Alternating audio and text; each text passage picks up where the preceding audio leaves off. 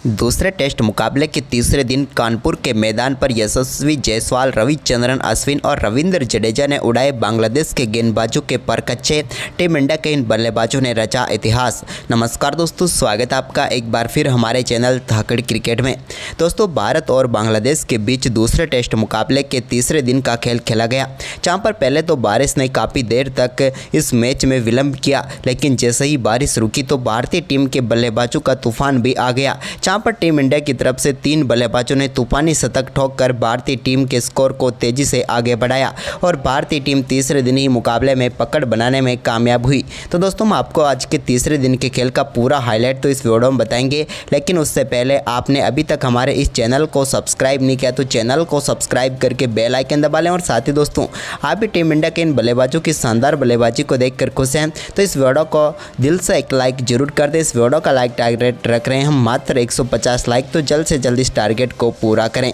तो चलिए दोस्तों, जानते हैं इस बेहद ही शानदार मुकाबले के तीसरे दिन का खेल का पूरा हाईलाइट। तो दोस्तों, आज तीसरे दिन के खेल में भी शुरुआत में बारिश ने कलर डाली, जिसके चलते पहले सत्र का खेल पूरी तरह से धुल गया। इसके बाद दूसरे सत्र में थोड़ा सा खेल हुआ, जिसके चलते भारतीय टीम की तरफ से ऋषभ पंत और यशस्वी जायसवाल ने अपने स्कोर को आगे बढ़ाना शुरू किया। भारतीय टीम ने दूसरे दिन के अपने 216 रनों के स्कोर को आगे बढ़ाया। तो इस दौरान यशस्वी जायसवाल की दमदार बल्लेबाजी देखने को मिली और आज के दिन के पहले ओवर की तीसरी गेंद पर ही एक थोड़ी सी शॉर्ट गेंद पर पुल के जरिए बैकवर्ड्स का लेग के ऊपर से गेंद को छक्के के लिए बाउंड्री लाइन के पार भेजकर आज के दिन का पहला छक्का जड़ दिया। इसके बाद स्पिन गेंदबाजी अटैक के सामने भी उन्होंने शानदार बल्लेबाजी की और लॉन्ग ऑन के ऊपर से एक और शानदार छक्का आज के दिन के दूसरे ओवर में भी उनके बल्ले से देखने को मिला। दूसरे छोर से ऋषभ पंत सिर्फ यहाँ पर यशस्वी को ही स्ट्राइक देते हुए नजर आ रहे थे और इसी बीच यशस्वी जायसवाल ने आज के दिन के 7वें ओवर में एक और शानदार चौके के साथ ही दमदार बल्लेबाजी करते हुए अपना शानदार शतक पूरा कर लिया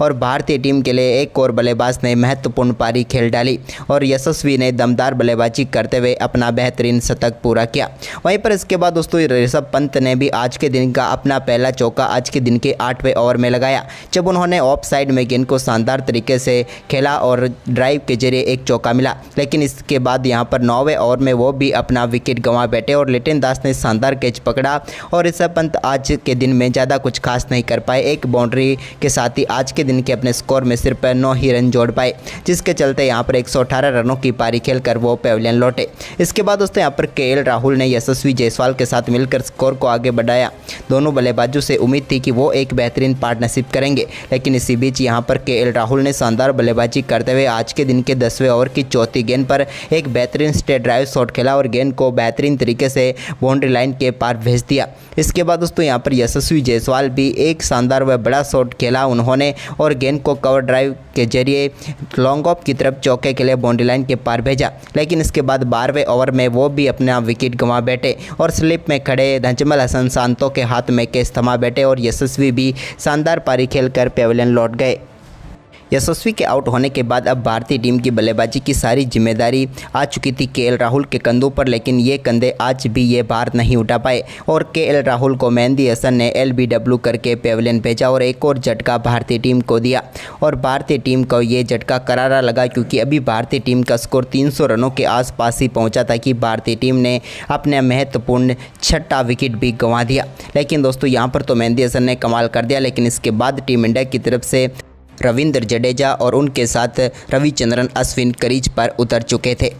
वहीं पर भारतीय टीम का स्कोर पहुंच चुका था 300 रनों के पार, लेकिन इसके बाद आज के दिन के 16वें ओवर में रविचंद्रन अश्विन ने एक शानदार शॉट खेला और गेंद को पंच के जरिए कवर व पॉइंट के बीच में से गैप में डाला और चौके के लिए बाउंड्री लाइन के पार भेजा। तो वहीं पर रविंद्र जडेजा ने तो अपना आक्रामक खेल दिखाया और उन्होंने शानदार तरीके से गेंद को सामने की तरफ खेला और 1 बाउंस चौके के लिए स्ट्रेट बाउंड्री को टारगेट करते हुए गेंद को बाउंड्री लाइन के पार भेज दिया। तो वहीं पर आज के दिन के 17वें ओवर में भी एक बार फिर से शानदार बल्लेबाजी करते हुए रविचंद्रन अश्विन ने अपना दम दिखाया और गेंद को एक बार फिर से शानदार तरीके से पंच किया और चौके के लिए बाउंड्री लाइन के पार भेजकर आज के दिन का अपना एक और शानदार चौका जड़ दिया। वहीं पर इसके बाद दोस्तों आज के दिन के 18वें ओवर में रविंद्र जडेजा के सामने हसन महमूद ने एक शॉर्ट गेंद डाली जिसको सीधे स्क्वायर लेग के ऊपर से स्टैंड में डिपॉजिट कर दिया रविंद्र जडेजा ने और 72 मीटर का शानदार छक्का जड़ दिया। तो वहीं पर इसके बाद रविचंद्रन अश्विन ने भी जब 20वां ओवर हसन महमूद डालने आए तो इस ओवर में एक शानदार कवर ड्राइव शॉट खेला और इन्होंने भी गेंद को चौके के लिए एक बार फिर से बाउंड्री लाइन के पार भेजा। अब दोनों बल्लेबाजों ने चौके व छक्कों की बारिश सी कर दी थी और इनका परफॉर्मेंस देखकर बांग्लादेश का कोई भी गेंदबाज इनको प्रभावित नहीं कर पा रहा था और मात्र 57 गेंदों पर ही दोनों बल्लेबाजों के बीच अर्धशतकीय साझेदारी भी पूरी हो गई और भारतीय टीम का स्कोर भी तेजी से अब आगे बढ़ने लगा। वहीं पर इसके बाद 21वें ओवर में गेंदबाजी अटैक पर लगाया गया साकिब अल हसन को। तो साकिब अल हसन के 21वें ओवर की पहली गेंद पर रविंद्र जडेजा ने गेंद को फाइन लेग की तरफ धकेला और चौका मिला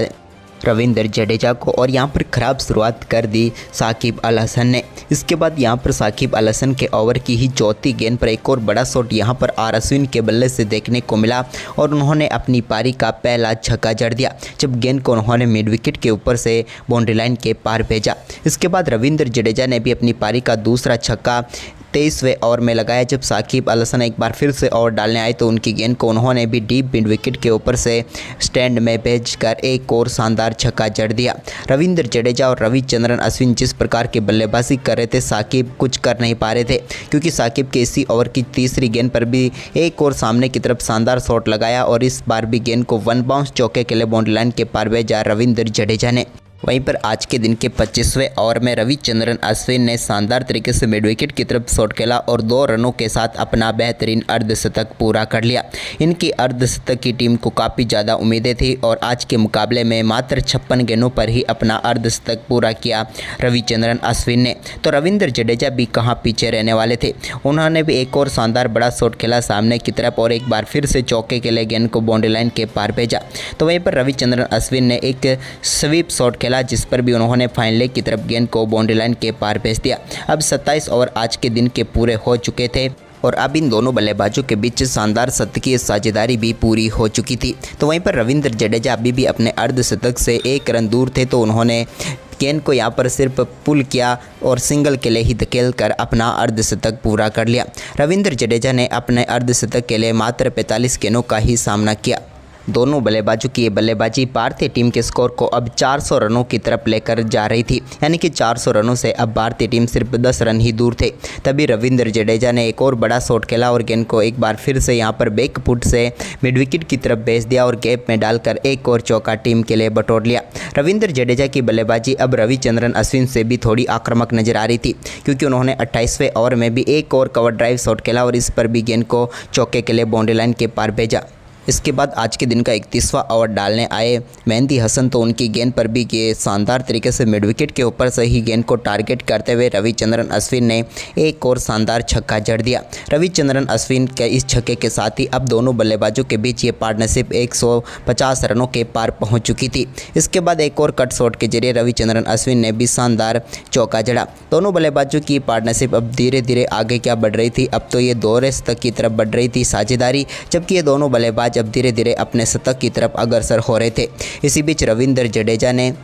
तेजुल इस्लाम की एक और गेंद को बड़े शॉट के लिए खेला और इस बार गेंद को फिर से छक्के के लिए बाउंड्री लाइन के पार भेजा। वहीं पर दोस्तों आज के दिन के 39वें ओवर में भी एक और चौका यहां पर देखने को मिला रविचंद्रन अश्विन के बल्ले से, जब उन्होंने शॉट तो बड़ा खेला लेकिन गेंद यहां पर सीधे गई 2 बाउंस चौके के लिए। तो वहीं पर रविचंद्रन अश्विन अब अपने शतक के बेहद करीब पहुंच चुके थे और ये पार्टनरशिप 183 रनों की हो चुकी थी। तभी उन्होंने एक और बड़ा शॉट यहां पर खेलने का निर्णय लिया और ये बिल्कुल सफल हुआ जब उन्होंने लॉन्ग ऑफ के ऊपर से गेंद को चौके के लिए बाउंड्री लाइन के पार भेज दिया। अब रविचंद्रन अश्विन पहुँच चुके थे